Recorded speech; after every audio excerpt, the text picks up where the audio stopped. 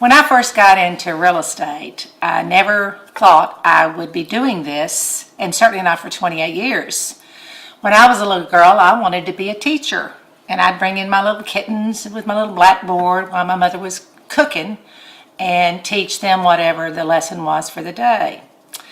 But after 15 years of teaching Latin and English in high school and universities, I decided to take a real estate course. And I didn't know I was going to like it so much.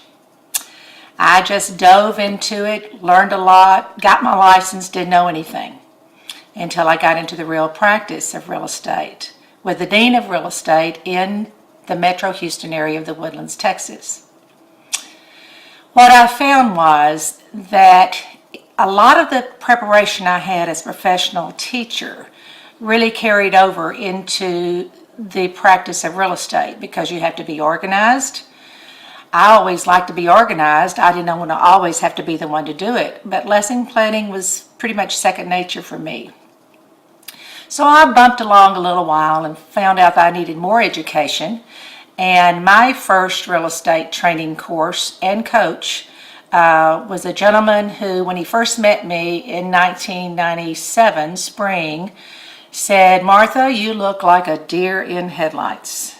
And indeed I did, because our business had grown so much since we were the first real estate brokerage in Houston and the third in Texas to get all of our listings on the internet, which was then referred to as the World Wide Web.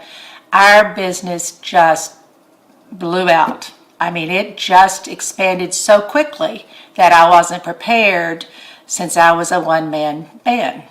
So that's when we started team training and building a well-oiled machine. And the deer in headlights might be something you're going through now, and might be the reason you're looking at this coaching site, Real Estate Masters Guild. What I found that real estate coaching did for me first was give me clarity. Clarity. What did I want to do with my business? How far did I want to carry it? At that point, I was at 10 million. I thought I had made it, but I still had things I wanted to do and to learn. I'm always a learner. So what a real estate coach did for me was to help bring out that clarity and then focus. Because if you don't focus, you don't know where you're going and you shoot a scatter load. Well, that's what I was doing. And then it's the action plan. You know, creating a plan is great, but if you don't implement it, it really doesn't, move you on to the next ladder of success. So clarity and focus and accountability, putting those things in action that you think you want to do. So that's part of the reason you come to coaching. Another reason you come to coaching is not to get just a cookie cutter list of what to do. You already know how to do that. I'm a true believer in agents know what to do. Sometimes they're so paralyzed that they don't know what they need to do first. And so they just don't do anything at all. That was sort of me. So I learned how to create a team, get some focus. And is, just like a personal trainer, if you want to lose weight and exercise and get fit, a personal trainer or coach can help you lay out what you want to do to achieve your goals. But that coach, that personal coach can't do the work for you. Well, that's very much the coaching philosophy of Real Estate Masters Guild. We don't give you the fish, we teach you to fish. And as Vince Lombardi said one time, a coach is somebody who gets you to do what you don't want to do so you can be who you want to be.